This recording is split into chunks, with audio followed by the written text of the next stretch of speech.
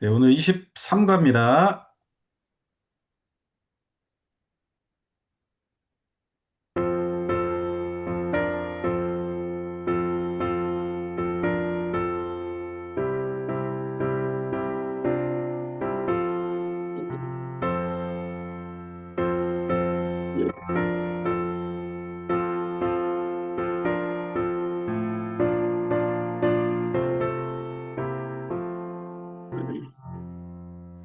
물 위에 생명줄 던지려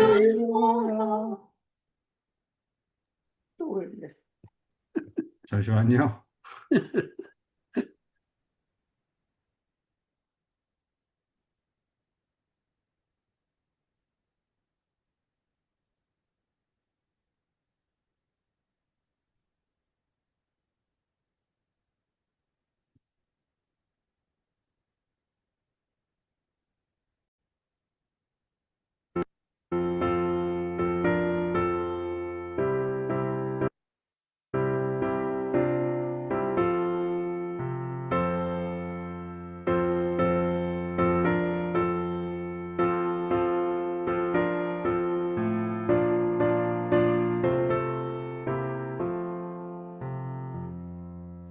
물 위에 생명줄 던지어라. 누가 저 형제를 구원하랴. 우리의 가까운 형제이니 이 생명줄 그 누가 던지려나. 생명줄 던져 생명줄 던져 물속에 빠져간다. 생명줄 던져 생명줄 던져 지금 곧 던지어라.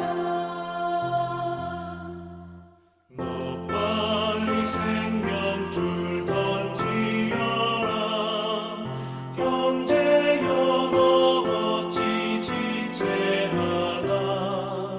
보아라 저 형제 빠져간다.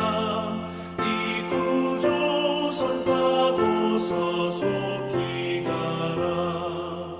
생명줄 던져 생명줄 던져 물속에 빠져간다. 생명줄 던져 생명줄 던져 지금 곧 던지어라. 너 어서 생명줄 던지어라.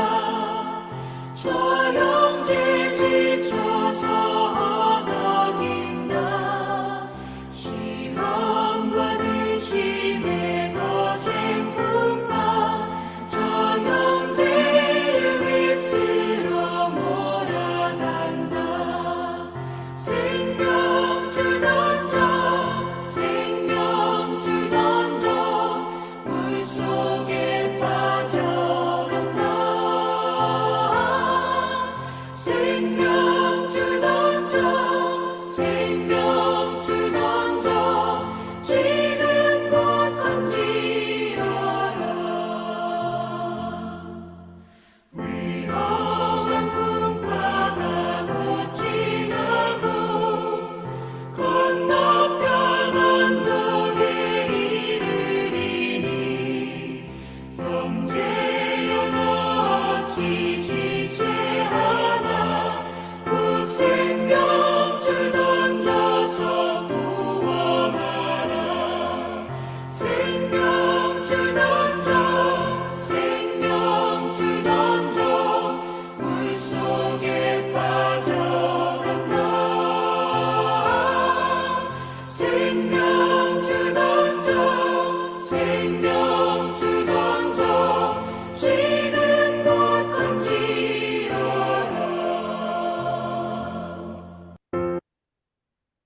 기도하겠습니다. 사랑의 주 아버지 하나님 은혜를 감사합니다. 하나님, 오늘도 저희들 함께 모여서 하나님 말씀을 듣고자 합니다. 하나님께서 말씀하시고 듣는 말씀마다 깨닫게 하시며 그 말씀이 우리의 삶을 변화시키며 하나님 원하시는 믿음의 삶으로 나아가기에 부족함이 없도록 하나님 오늘도 도우시고 인도하여 주시옵소서. 오늘의 시간도 주님께 맡겨드립니다. 감사를 드리며 예수님의 이름으로 기도하옵나이다. 아멘. 23가입니다. 23가는 소돔성의 멸망과 롯의 구원입니다. 오늘 말씀은 창세기 19장 12절에서 29절 말씀입니다. 제가 읽습니다. 그 사람들이 롯에게 이르되 이 외에 내게 속한 자가 또 있느냐?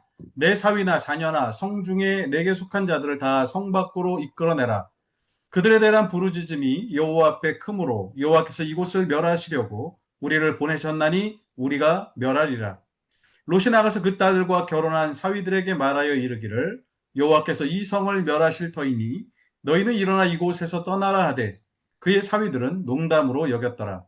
동틀 때에 천사가 롯을 재촉하여 이르되 일어나 여기 있는 내 아내와 두 딸을 이끌어내라. 이 성의 죄악 중에 함께 멸망할까 하노라. 그러나 롯이 지체하매 그 사람들이 롯의 손과 그 아내와 손과 두 딸의 손을 잡아 인도하여 성 밖에 두니 여호와께서 그에게 자비를 더하시었더라. 그 사람들이 그들을 밖으로 이끌어낸 후에 이르되 도망하여 생명을 보존하라. 돌아보거나 들에 머물지 말고 산으로 도망하여 멸망함을 면하라. 롯이 그들에게 이르되 내 주여 그리 마옵소서. 주의 종이 주께 은혜를 입었고 주께서 그 인자를 내게 베푸사 내 생명을 구원하시오나 내가 도망하여 산에까지 갈 수 없나이다. 두렵건대 재앙을 만나 죽을까 하나이다. 보소서 저 성읍은 도망하기에 가깝고 작기도 하오니 나를 그곳으로 도망하게 하소서. 이는 작은 성읍이 아니니까 내 생명이 보존되리이다. 그가 그에게 이르되 내가 이 일에도 내 소원을 들었은즉 내가 말하는 그 성읍을 멸하지 아니하리니 그리로 속히 도망하라. 내가 거기 이르기까지는 내가 아무 일도 행할 수 없노라 하였더라. 그러므로 그 성읍 이름을 소알이라 불렀더라. 롯이 소알에 들어갈 때에 해가 도졌더라. 여호와께서 하늘 곧 여호와께서 유황과 불을 소돔과 고모라에 비같이 내리사 그 성들과 온 들과 성에 거주하는 모든 백성과 땅에 난 것을 다 엎어 멸하셨더라. 롯의 아내는 뒤를 돌아보았으므로 소금 기둥이 되었더라. 아브라함이 그 아침에 일찍이 일어나 여호와 앞에 서 있던 곳에 이르러 소돔과 고모라와 그 온 지역을 향하여 눈을 들어 연기가 옹기가마의 연기같이 치솟음을 보았더라. 하나님이 그 지역의 성을 멸하실 때 곧 롯이 거주하는 성을 엎으실 때에 하나님이 아브라함을 생각하사 롯을 그 엎으시는 중에서 내보내셨더라. 아멘. 교재 서론입니다. 오늘은 소돔과 고모라의 멸망을 공부하려고 합니다. 그 무서운 심판의 와중에서 롯과 그의 가족을 구원하시는 하나님의 인자하신 손길을 우리는 주의 깊게 살펴야 합니다. 그리고 마지막까지 정신을 차리지 못하는 몇 사람의 경우를 놓고 현대에 사는 우리들과 비교해 보는 것은 대단히 큰 의미가 있을 것입니다. 자, 1번입니다. 하나님께서 소돔성을 멸하기 전에 롯에게 베푼 은총의 첫 번째와 두 번째는 무엇입니까? 12절과 13절 말씀해 보면 그 사람들이 롯에게 이르되 이 외에 내게 속한 자가 또 있느냐? 내 사위나 자녀나 성 중에 내게 속한 자들을 다 성 밖으로 이끌어내라. 그들에 대한 부르짖음이 여호와 앞에 크므로 여호와께서 이곳을 멸하시려고 우리를 보내셨나니 우리가 멸하리라 라고 말씀합니다. 자, 롯에게 베푼 은총 두 가지가 무엇입니까? 첫 번째는 자, 이 성을 멸망할 것이다. 이 성을 멸하실 것이다. 라는 것을 알려주신 겁니다. 자, 롯이 이 사실을 아는 것과 모르는 것은 다르잖아요. 나 갑자기 다 성중에서 나가야 된다라고 이야기하면 여러분 어떻게 따를 수가 있겠습니까? 그런데 그 이유에 대해서 분명히 말씀해요. 우리가 이곳을 멸할 거다. 하나님이 이곳을 멸망하게 하실 것이다 라고 말씀하십니다.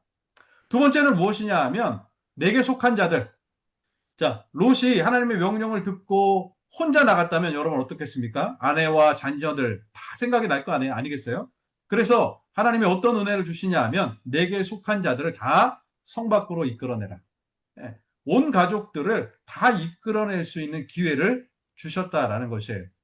심판이 선포되었는데 자, 롯의 가정이 예외로 인정받을 수 있었고 모든 가족들이 다 함께 피난할 수 있는 기회를 얻게 되었다라는 것이죠. 여러분, 엄청난 특권 아니겠습니까? 하나님이 롯의 가정에게 주시는 엄청난 은혜다라는 것을 알 수가 있습니다.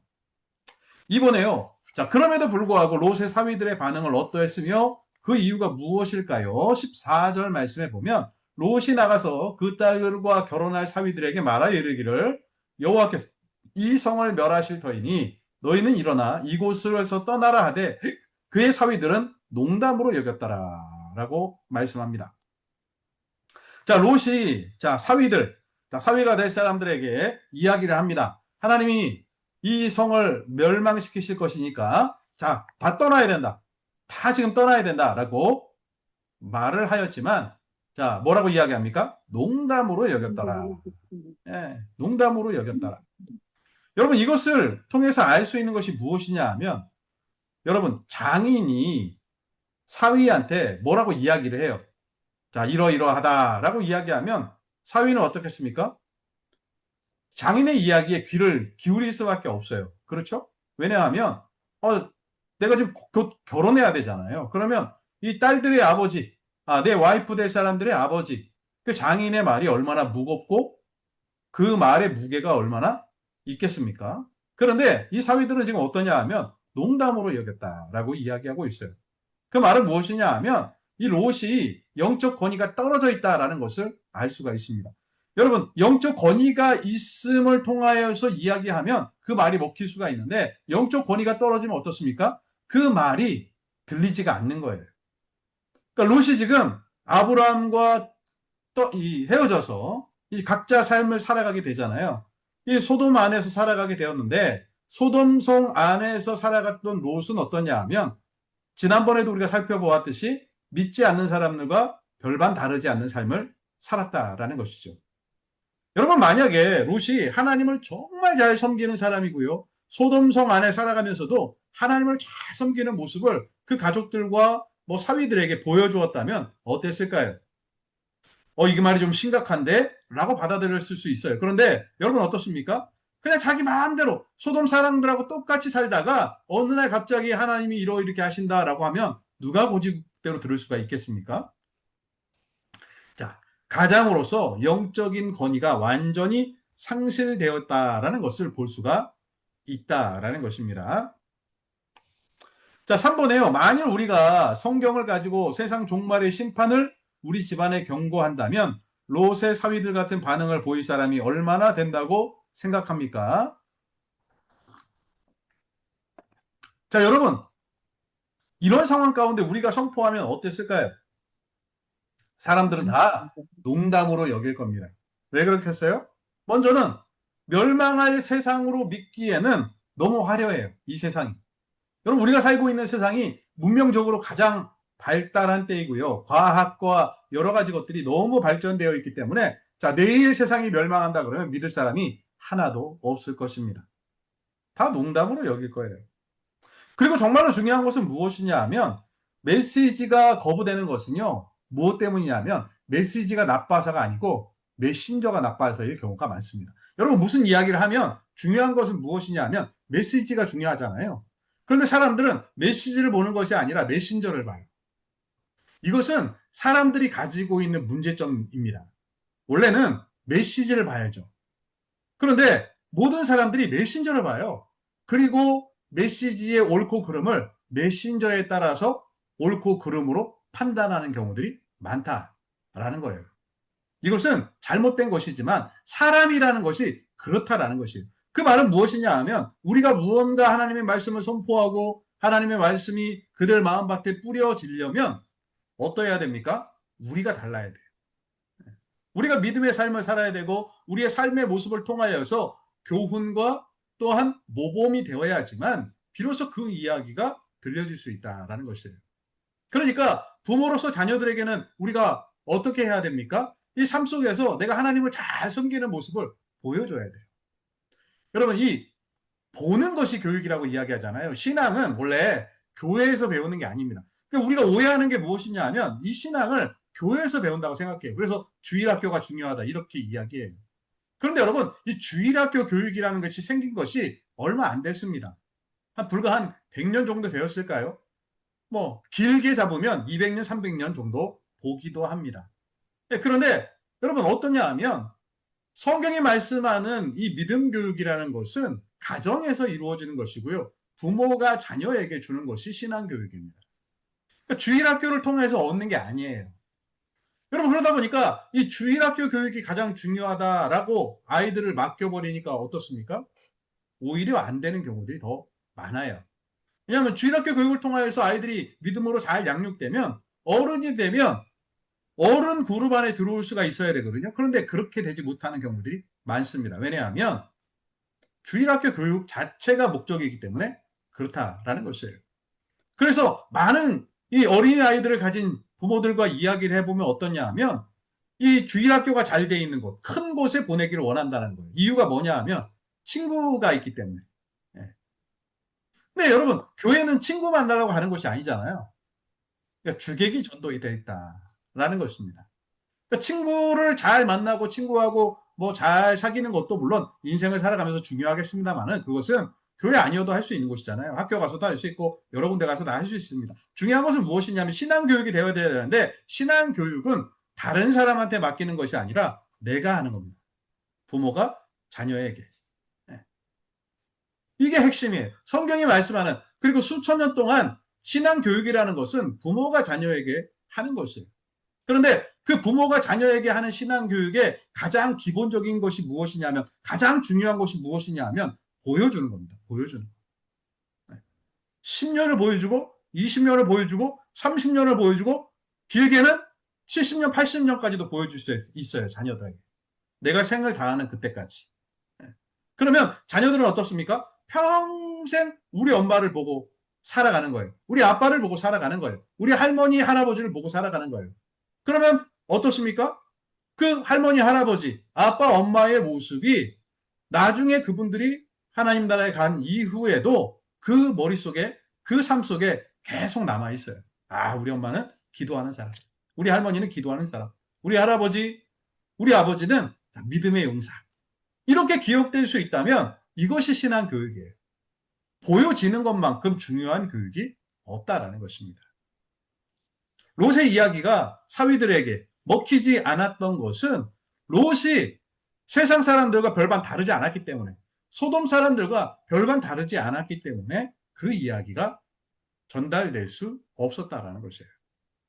가장 중요한 것은 메시지이지만 메신저도 어느 정도의 역할을 하는 것이기 때문에 우리가 메신저로서의 역할들도 잘 해야지만 된다라는 것을 이 말씀을 통해 알 수가 있습니다. 자, 4번에요. 롯이 성을 빨리 빠져나가지 않고 지체한 이유에 대해서 생각해 봅시다.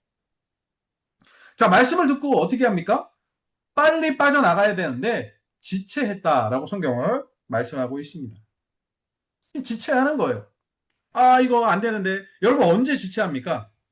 아쉬운 게 있을 때 지체하잖아요. 사람은 자, 빨리 떠나야 돼. 자, 나가야 돼. 그런데 언제 지체하냐면 뭐 놓고 온 것 같을 때, 뭔가 좀 아쉬움이 남을 때 사람은 지체하게 되어 있습니다. 이 롯이 지체했던 것은 무엇이냐면 그동안 일구어놨던 모든 것들을 다 어떻게 해야 돼요? 지금 하루아침에 포기해야 되니까. 가지고 나갈 수 있는 게 없잖아요. 빨리 나가라고 명령이 떨어졌잖아요. 그러면 뒤도 돌아보지 않고 가야 돼요. 뒤도 돌아보지 말라라고 명령이 떨어졌어요. 그럼에도 불구하고 롯은 계속 지체합니다. 망설여요. 네. 왜 그렇습니까? 다 놓고 나가면 다 없어지는 것이기 때문에. 그게 너무나 아쉽고 아까운 거죠. 자, 롯의 모습이 어떻습니까? 하나님의 은혜를 경험하고 하나님의 은혜로 말미암아 온 가족이 구원받게 되었는데도 불구하고 어떻게 하고 있습니까?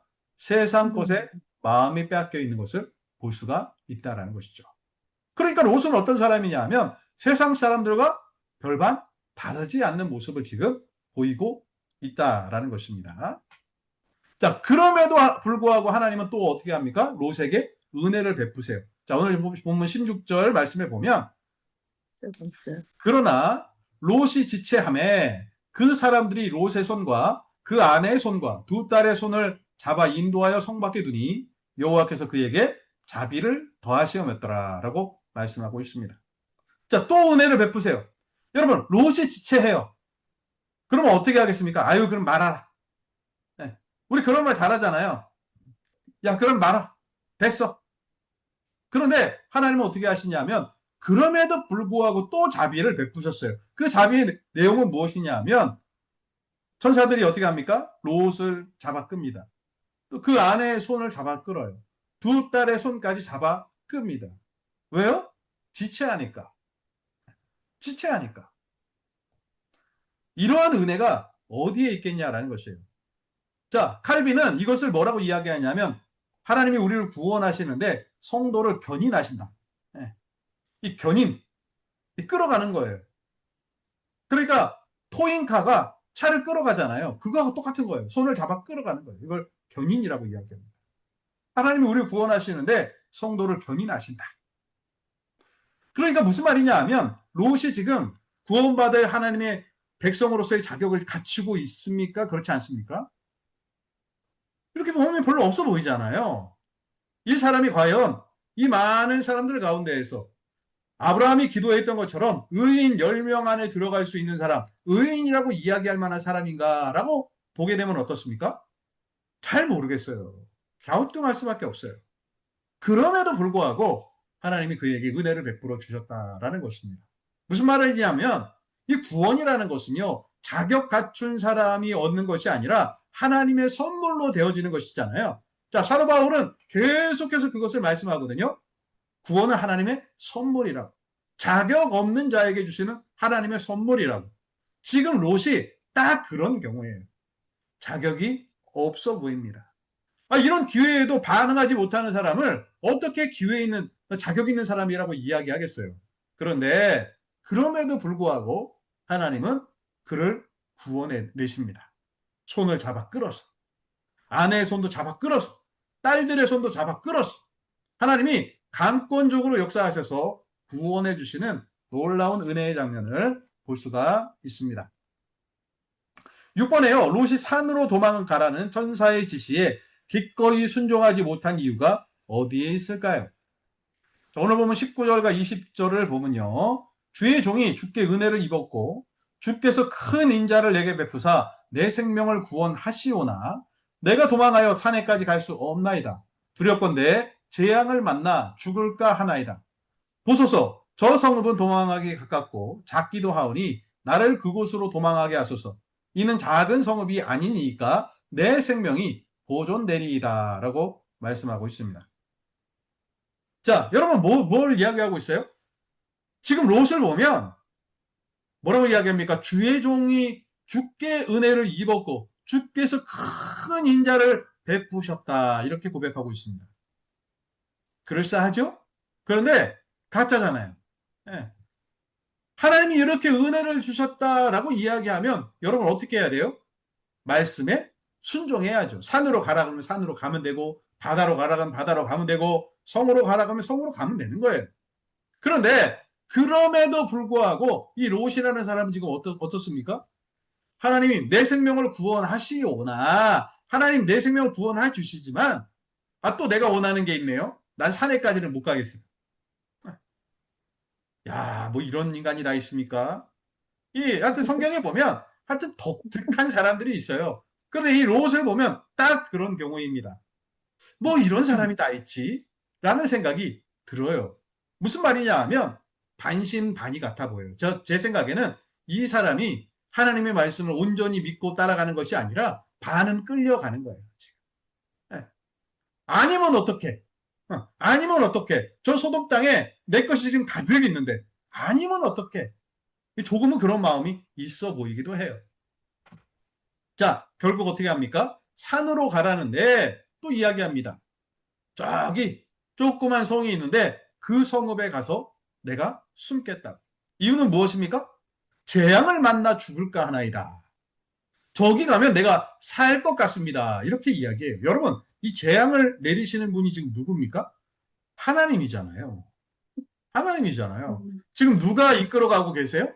하나님이 이끌어가고 계시잖아요. 하나님이 산으로 가라 그러면 산은 어떤 곳이에요? 안전한 곳이죠. 그렇잖아요. 하나님이 지금 소돔 땅에 재앙을 내리실 것이고 산으로 가라고 말씀해요. 그 말은 산은 안전한 곳이다라는 것이에요. 그런데 지금 롯은 어떻게 합니까? 재앙을 만나 죽을, 산에 가다가 재앙을 만나 죽을까 하노라 합니다. 아니, 재앙을 베푸시는 하나님이 글로 가면 산다고 하는데 지가 그러는 거예요. 아, 거기 가다 죽을 것 같지도 모르니까 저 가까운 데 있기를 원합니다. 무슨 이야기입니까? 타협하는 거죠. 타협하는 거예요. 그러면 신앙생활을 하며 타협하는 경우가 많이 있습니다. 그러니까 반쯤 믿고 반쯤 못 믿는 경우가 많아요. 오늘날 살아가는 신앙인들도 100% 하나님의 은혜를 100% 하나님께 맡기고 100% 하나님을 의지해야 되는데 반쯤 걸치는 거죠. 분명히 교회를 다니긴 다니는데 중요한 순간에는 어떻습니까? 손해볼 것 같으니까 가까운 성읍 정도는 안 될까요, 하나님? 지금 거래를 하고 있는 거죠. 여러분, 이쯤 되면 어떻게 돼야 될까요? 저 같으면 그럴 것 같아요. 야, 됐다. 치워라. 네 집에 가라. 그럴 것 같아요. 자, 그럼에도 불구하고 또 하나님은 은혜를 주십니다. 자, 우리 하나님이 어떤 분이냐면 아브라함이 어떻게 합니까? 50명, 의인 50명, 의인 45명, 의인 40명, 30명, 20명, 10명까지 계속 이야기하는데 여러분 그쯤 하면 어떻게 되겠어요? 야, 치워라. 그럴 것 같잖아요. 그런데 하나님이 참으시고 이해해 주십니다. 지금 롯이 계속해서 은혜를 입고 있어요. 망설이니까 끌어내십니다. 그리고 저 산으로 가라니까 산은 또 못 가겠대요. 와, 뭐 이런 게 다 있지? 라는 생각이 들어요. 자, 7번에 그럼에도 불구하고 하나님이 또 은혜를 베푸십니다. 그 내용이 무엇입니까? 21절과 22절에 보면 그가 그에게 이르되 내가 이 일에도 내 소원을 들었은즉 내가 말하는 이 그 성읍을 멸하지 아니하리니 그리로 속히 도망하라. 내가 거기 이르기까지는 내가 아무 일도 행할 수 없노라 하였더라. 그러므로 그 성읍 이름을 소알이라 불렀더라 라고 말씀하고 있습니다. 자, 소알로 도망가겠다고 하니까 어떻게 합니까? 하나님이 야, 네 소원을 들었으니까 그렇게 해. 거기는 멸망하지 않게 해줄게. 자, 빨리 가야 돼. 지금 빨리 가야 자, 하나님의 심판이 곧 이루어질 것이니까 지금 빨리 움직여야 된다. 이렇게 말씀해요. 여러분 어떻습니까? 하나님 조금 너무한 것 같지 않으세요? 이쯤 되면 야단을 쳐도 한참 쳐야 되지 않겠습니까? 그런데 하나님이 뭐라고 말씀하십니까? 야, 이 소원도 내가 들어줄게. 소화를 원해? 그럼 가. 그러면서 뭐라고 말씀하시냐 하면 네가 거기 이르기까지는 내가 아무 일도 행할 수 없노라. 무슨 이야기입니까? 하나님은 심판보다 지금 뭐가 우선이라는 거예요? 롯의 가정을 구원하시는 일이 더 중요하다라는 거예요. 그러니까 롯의 가정이 지금 소알까지 들어가야지만 하나님의 심판이 이루어지는 것입니다. 그러니까 하나님은 이미 소돔을 심판하기로 결정하셨어요. 그럼에도 불구하고 그 소돔을 심판한 것보다는 롯의 가정을 건지시는 게 더 우선이다라는 거예요. 여러분 이것은 매우 중요한 의미를 가지죠. 하나님이 마지막 날에 이 땅을 심판하실 텐데 심판이 목적이 아니라 그것보다 더 중요한 것은 무엇입니까? 믿음으로 평생을 살아가는 우리를 구원하시고 건지시는 일이 더 중요하다는 거예요. 그러니까 심판이 있으면 심판이 여러분 얼마나 큰 일이에요. 그런데 그 모든 일들을 언제까지 미루십니까? 우리를 구원하실 때까지. 하나님의 은혜가 잘 나타나 있다라는 것입니다. 자, 그런데 이 말씀을 통하여서 여러분 오해하면 안 되는 것이 또 있어요. 그게 무엇이냐면 내가 이 일에도 21절에 보면 내가 이 일에도 네 소원을 들었다라고 말씀합니다. 여러분 이것을 응답이라고 여겨요. 사람들은 야 응답되었어. 내가 하나님께 이것을 원했더니 자, 저 산에 가는 거 말고 저기 소알 땅으로 가는 걸 원했더니 하나님이 나의 소원에 응답해 주셨어. 그렇죠? 이것을 우리는 기도의 응답이라고 생각합니다. 그런데 여러분 이 말씀을 우리는 다 알고 있잖아요. 뒤의 내용까지. 이 말씀이 응답입니까? 응답이 아니에요. 이 사건을 통하여서 많은 불행이 생기게 됩니다. 그리고 결국 롯의 가정은 어떻게 돼요? 산으로 갑니다. 산으로 가요. 여러분, 만약 롯이 계속 소알에서 거주하고 살아가면 응답일 수 있습니다. 그러나 지금 산으로 가자고 하시는 하나님의 음성에 지금 롯은 어떻게 가고 있어요? 나 저기 소알 가고 싶어요. 그렇게 이야기합니다. 그럼 소알로 가? 그러면 응답이라고 여긴다는 거예요. 무슨 이야기냐 하면 여러분, 인생을 살아가면서 우리도 마찬가지예요. 자기 마음대로 기도하고 자기 마음대로 구해요. 그리고 그렇게 되는 것처럼 보이면 어떻습니까? 응답이라고 생각해요. 아, 잘 되는구나. 아, 내 뜻대로 되어지는 거야. 그런데 어떻습니까? 시간이 더 흐르고 역사가 더 흐르고 나면 하나님의 뜻이 어떻게 이루어지는 우리가 알 수가 있는데 응답이 아니라는 것을 알게 돼요. 나중에 어떻게 됩니까? 결국 롯의 가정은 산으로 들어갑니다. 왜요? 소돔 땅에 엄청난 하나님의 심판이 떨어지는 것을 보니까 소알에서 너무나 무서운 거예요. 하나님의 심판이 있을 것이다 라고 이야기했을 때는 저기 옆에 있는 성에 가면 나 괜찮을 것 같은데요, 하나님. 막상 가보니까 도무지 살아갈 수 없는 만큼의 큰 두려움과 고통이 생기더라라는 것이에요. 결국 어떻게 합니까? 다시 산으로 가요. 그리고 그 산에서 어떤 일이 벌어집니까? 딸들을 통하여서 엄청난 범죄가 일어나게 되고요. 그 자녀들이 누가 태어납니까? 딸들을 통하여서 모압과 암몬이 태어나게 됩니다. 그래서 모압과 암몬 자손의 조상이 누가 되냐면 롯이 되는 거죠. 그것도 불행의 씨앗을 통하여서. 여러분 어떻습니까? 잘 되는 것처럼 보여요? 아니에요. 여러분, 내 뜻대로 되어지면 응답이라 생각해요. 사람들이 되게 많이 오해하는 것, 신앙인들이 많이 오해하는 것이 무엇이냐 하면 기도라는 것이 내 뜻을 하나님께 아뢰고 내 뜻을 하나님께 관철시키는 것, 그리고 내 뜻을 통하여서 하나님의 응답이 내려지는 것이, 그것이 바로 기도고 응답이고 축복이라고 여깁니다. 그런데 여러분, 그렇지가 않다라는 것이에요. 기도는 무엇이냐 하면 내 뜻을 관철하는 것이 아니라 하나님의 뜻을 발견하는 거예요. 말씀을 통하여서, 기도함을 통하여서, 말씀을 통하여 하나님 우리에게 응답을 주세요. 하나님의 뜻을 발견하는 겁니다. 그럼 기도는 뭐냐 하면 하나님의 뜻에 나의 삶을 맞추는 거예요. 여러분, 그 대표적인 기도가 무엇이냐 하면 예수님의 기도입니다. 예수님이 십자가에 달리시기 전날 기도하십니다. 자, 뭐라고 기도하세요? 내 마음 같아서는 하나님, 이 십자가에 달리는 일이 좀 피해줬으면, 안 했으면 좋겠습니다. 그런데 하나님, 내 뜻대로 하지 마옵시고 하나님의 뜻대로 하시옵소서. 결국 어떻게 해요? 하나님의 뜻은 예수 그리스도가 십자가를 지는 거예요. 그곳에서 고통당하는 것이 하나님의 뜻입니다. 그리고 예수님은 어떻게 하십니까? 그 말씀에 순종하세요. 기도가 이런 거예요. 많은 사람들이, 많은 성도들이 기도하면 내 뜻이 이루어진다고 생각해요. 여러분, 기도는 내 뜻이 이루어지는 것이 아니라 하나님의 뜻을 발견하고 내가 하나님의 뜻에 맞게 살아가는 게 기도예요. 그래야 형통하죠. 그래야 하나님의 은혜를 경험하게 되는 것이죠. 그런데 많은 사람들이 오해한다는 것이에요. 바로 롯이 그런 사람이죠. 자, 8번에요. 롯이 하나님께 은총을 많이 입은 이유가 무엇입니까? 29절에 보니까요. 하나님이 그 지역의 성을 멸하실 때, 곧 롯이 거주하는 성을 엎으실 때에 하나님이 아브라함을 생각하사 롯을 그 엎으시는 중에서 내보내셨더라라고 말씀하고 있습니다. 롯이 이렇게 큰 은혜를 받아 누릴 수 있었던 이유는 무엇이냐 하면 아브라함 때문이었다. 이렇게 말씀하고 있습니다. 아브라함이 어떻게 기도했어요? 50명, 45명, 40명, 30명, 20명, 10명. 왜 이런 기도를 했습니까? 롯을 생각하여서.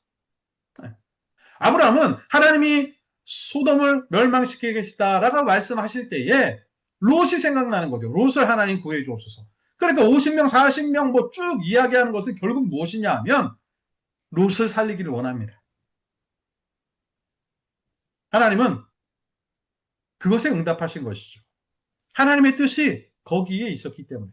그래서 하나님 뭐라고 말씀하시냐 하면 아브라함을 생각하셨다. 아브라함을 생각하셨다. 이렇게 말씀하고 계십니다.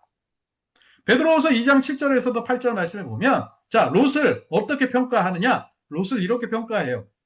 무법한 자들의 음란한 행실로 말미암아 고통당하는 의로운 롯을 건지셨으니 이는 이 의인이 그들 중에 거하여 날마다 저 불법한 행실을 보고 들으므로 그 의로운 심령이 상함이라 이렇게 말씀합니다. 여러분 롯을 뭐라고 표현하고 있어요? 베드로후서에서는 의롭다라고 3번에 걸쳐서 말씀하고 있습니다. 의로운 사람이다. 롯은 의로운 사람이다. 여러분 어떠세요? 롯은 의로운 사람입니까? 아닌 것 같잖아요. 그러면 베드로후서의 말씀은 잘못된 겁니까? 아니잖아요. 이것도 하나님의 말씀이니까. 무슨 이야기냐 하면 자, 추후에 롯을 어떻게 평가하냐 하면 의로운 사람이라고 평가해요. 그런데 롯의 인생을 보면 의로움과는 좀 거리가 있습니다. 왜냐하면 그 뒤에도 자, 우리 다음 과에 나오겠지만 딸들을 통하여서 큰 범죄가 일어나게 되고 이 모압과 암몬의 조상이 되게 됩니다. 이 모압과 암몬은요, 이스라엘의 크나큰 걸림돌이 되죠. 네. 원수 같은 자들이 됩니다. 아브라함과 롯으로 연결되어 있는데 막상 출애굽하여서 광야로 가니까 제일 먼저 문제를 일으키는 것들이 무엇입니까? 모압 암몬이에요. 원수들입니다. 그런데 성경은 의롭다라고 표현해요. 야, 이것을 우리는 어떻게 이해할 수 있을까요?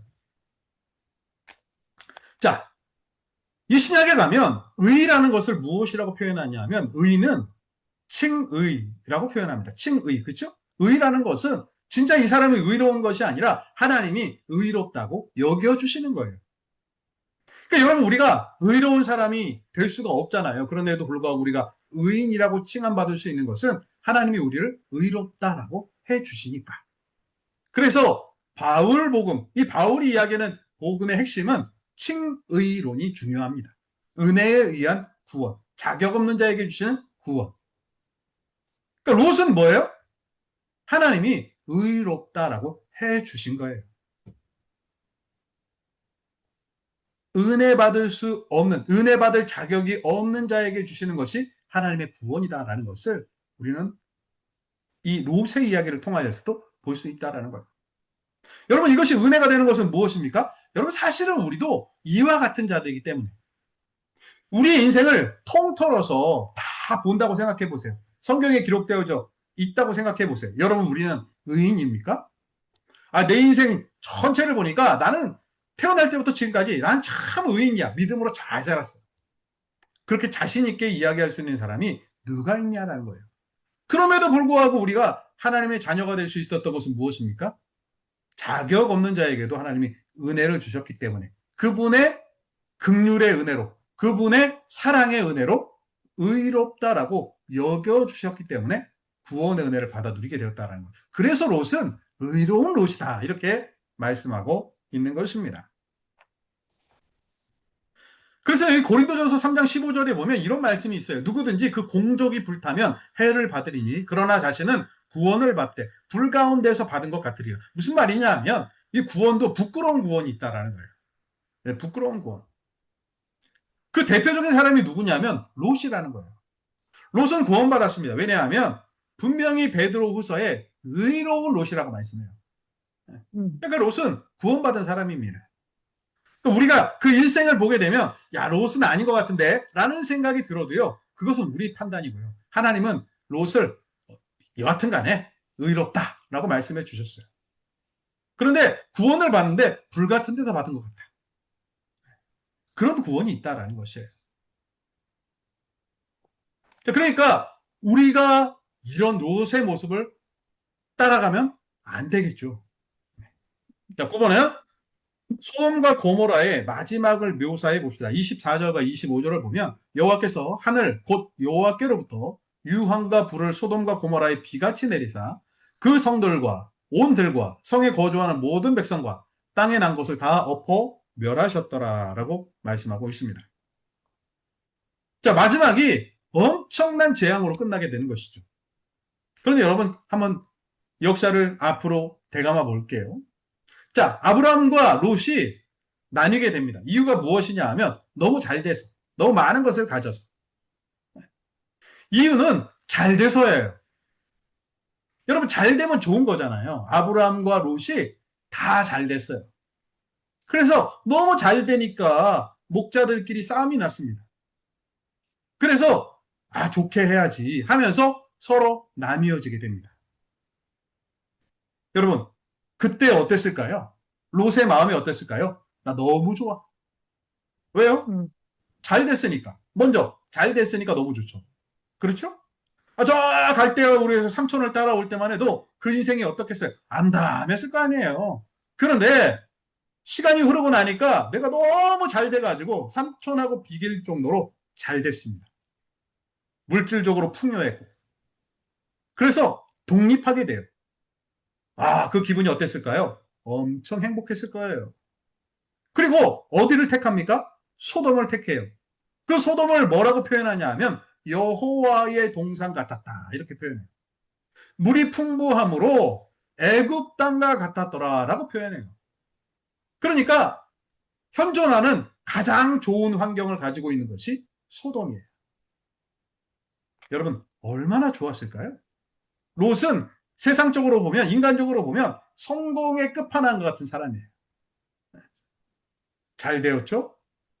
좋은 땅을 얻게 되었죠? 뭐 하나 빠질 게 없잖아요. 근데 여러분 어떻습니까?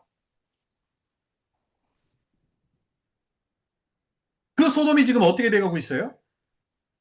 다 멸망을 벌써 다 멸하게 되었다. 그러면 여러분, 그 앞에 있던 모든 것들은 복이었을까요? 아니었을까요? 결론적으로 보면 복이 아닌 거죠. 그렇죠? 여러분, 만약에 내가 좀 덜 잘 돼서 삼촌하고 계속 같이 살아가요. 그러면 하나님의 은혜를 계속해서 같이 받아 누렸을 거예요. 비록 삼촌 그늘에 있는 것이 그렇게 언제까지 내가 이래야 돼? 라고 생각이 될 수 있을지 모르지만 결과적으로 보면 그게 복이에요.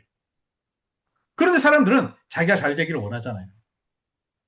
여호와의 동산 같고 애굽 땅과 같은 그곳을 찾기를 원하잖아요.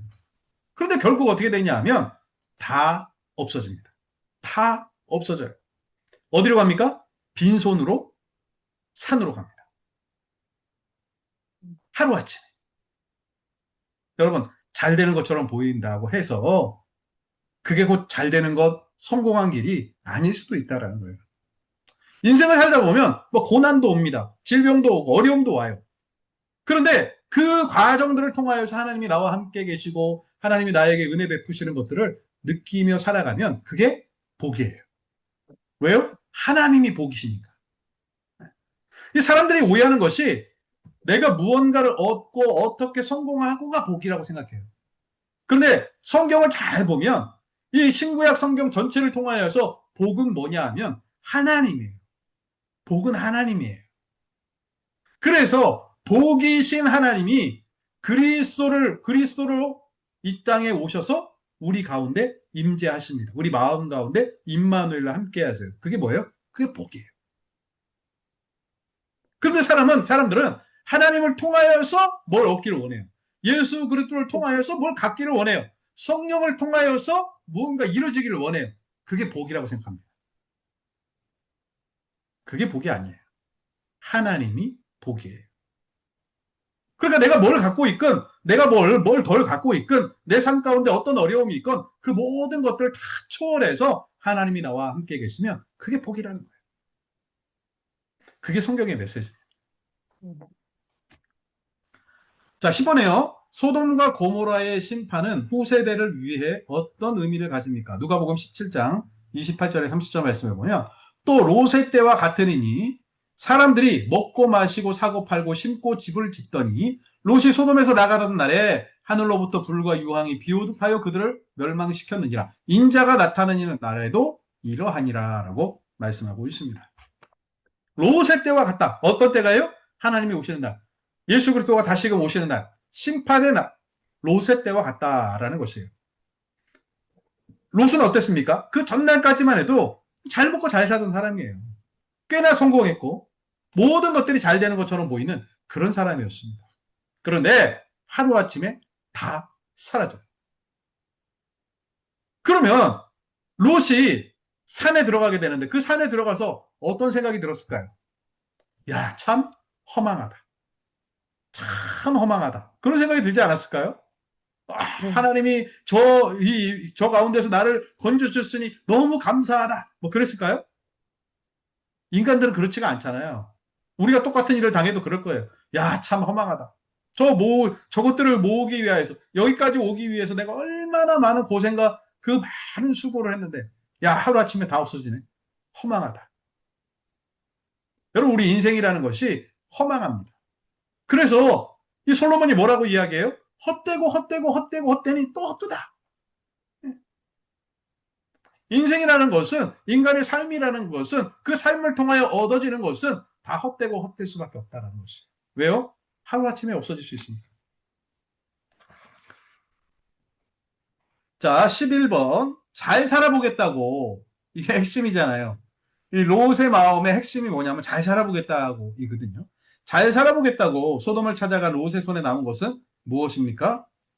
빈손이죠, 빈손. 예. 그렇죠. 여러분, 여기서 떠날 때 롯은 어땠어요? 야, 떠나라 하는데 어때요? 망설였잖아요. 엄청나게 망설였잖아요. 그런데 결국에는 빈손입니다. 남은 건 뭐예요? 상처가 남았죠. 여러분, 그렇잖아요. 있던 사람이 없어지면 되게 힘들다고 하잖아요. 없던 사람이 없는 것은 그냥 늘 없으니까 괜찮아요. 잘 견딜 수 있는 거죠. 그런데 있던 사람이 하루아침에 없어지면 어떨까요? 엄청난 충격일 거예요. 산에 살던 사람이 야, 계속 산에 살아라 그러면 별 문제가 없을 거예요. 그런데 소돔 땅에 살던 사람이 산에 가서 살아라 그러면 어떨까요? 너무 힘들 거예요. 남는 건 상처밖에 없는 거죠. 자, 12번에 롯은 어떤 유형의 신앙인이라고 생각하십니까? 자, 이런 사람을 경계성 신앙이다 이렇게 이야기해요. 그러니까 걸쳐 있는 거죠. 반발은 이 교회 안에 걸쳐놓고 반발은 세상에 걸쳐놓고. 그러니까 한 발씩 서로 반씩 나눠져 있는 거죠. 자, 이런 사람들의 특징이 무엇이냐 하면 방향성을 잃어버린 세속적 신앙을 가질 때가 많습니다. 무슨 말이냐 하면 세상의 성공과 세상의 안락함이 목적이 되는 경우가 많아요. 그러니까 예수를 믿는 것이 예수 믿는 것 자체가 목적이 아니라 예수를 믿고 세상적으로 성공하고 안락한 삶을 누리고자 하는 것이 목표가 되는 사람도 있어요. 그러면 뭐냐 하면 예수 믿는 거는 과정이잖아요. 인생의 골은 다른 데 있는 거잖아요. 인생의 골은 내가 잘 되고 부자 되고 안락해지는 거예요. 그걸 위해서 누가 필요해요? 예수 그리스도가 그래서 필요하다. 이렇게 생각하는 거잖아요. 그런데 여러분, 이렇게 믿는 사람들이 되게 많습니다. 뭘 보면 알아요? 내 기도 제목이 뭔가 보면 알죠. 여러분, 기도 제목이라는 게 뭐예요? 내가 원하는 거잖아요. 내 기도 제목이 다 이런 거예요. 그러면 그 사람은 분명히 반쯤 걸치고 있는 사람입니다. 자, 두 번째요. 이런 사람은 어떤 사람이냐면 경건의 모양은 있어요. 이 경건의 모양은 있다. 무슨 말이냐면 교회도 다니고요. 헌금도 하고요. 적당히 봉사도 하고요. 남들이 하는 거 다 합니다. 근데 뭐가 없어요? 능력이 없습니다. 그러니까 롯이 사위들한테 이야기하는데 어때요? 농담으로 여겼더라. 그 사위들 어떻게 됩니까? 다 죽었죠. 심판에 불러 죽었죠. 왜 그래요? 롯이 경건의 모양은 있을지 모르지만 경건의 능력이 없는 사람이었기 때문에 그렇다라는 것이에요. 마지막으로 이런 사람의 특징이 무엇이냐 하면 수동적 신앙입니다. 신앙은 능동적으로 해야죠. 내가 믿고 하나님이 은혜를 베푸셔서 자격 없는 자에게 은혜를 베푸셨으면 이제는 그 다음부터 어떻게 돼요? 그 부르심에 응답해서 내가 믿음의 삶을 적극적으로 능동적으로 살아가야 돼요. 근데 롯과 같은 사람은 어떻습니까? 마지막 순간에도 망설이니까 끌려가잖아요. 산으로 가라니까 어떻게 해요? 저 소할로 가겠다고 그러잖아요. 결국 어떻게 됩니까? 또 끌려서 산으로 가요. 결국은 하나님의 뜻대로 되게 돼 있습니다. 그렇죠? 결국은 하나님의 뜻대로 되게 돼 있어요. 그럼에도 불구하고 자기 욕심대로 살아가는 모습이 나타난다라는 것이에요. 13번에 롯의 아내가 망한 이유는 무엇입니까? 17장 31절에 32절. 그날에 만일 사람이 지붕 위에 있고 그 세간이 그 집안에 있으면 그것을 가지러 내려가지 말 것이요. 밭에 있는 자도 그와 같이 뒤로 돌이키지 말 것이니라. 롯의 처를 기억하라. 자, 롯의 처는 어떻게 됐습니까? 뒤돌아보다가 소돔 기둥이 된 사람입니다. 뒤돌아보지 말라 그랬어요. 자, 주의할 점이 딱 하나가 있는 것인데 무엇이냐면 뒤돌아보지 말라는 거예요. 이 뒤돌아본다라는 것은 무슨 의미입니까?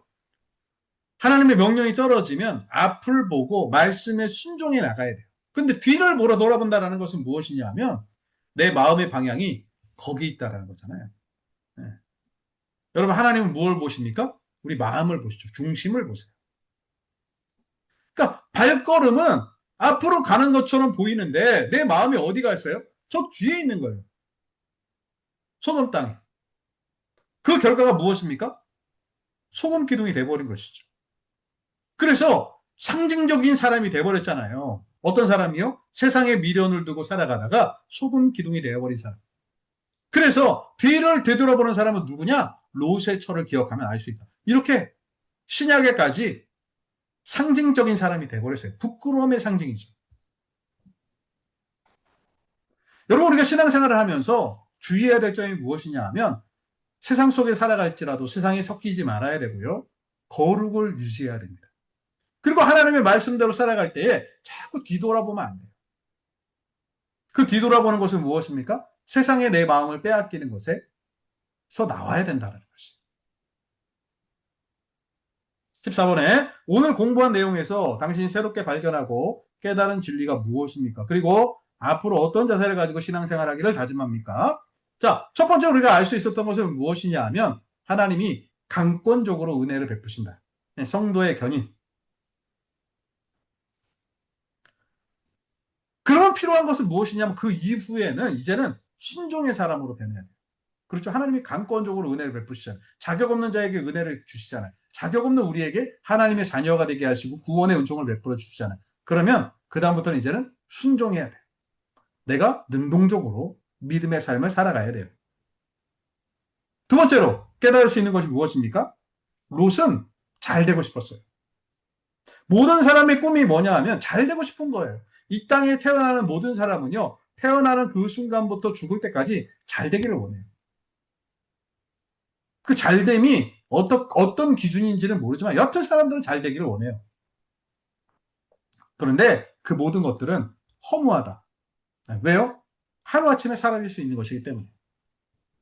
그러니까 우리가 바라보아야 될 것은 무엇이냐면 영원한 천국, 영원한 하나님의 나라를 바라보아야지 이 땅에서 내가 얼만큼 잘 살고 얼만큼 이 땅에서 누릴 수 있는가는 다음 문제다라는 것이에요. 물론 그것 자체가 나쁜 것은 아닙니다. 이 땅에 태어나서 내가 열심히 살아서 많은 것을 일구고 열심을 내는 것은 그 자체로 귀해요.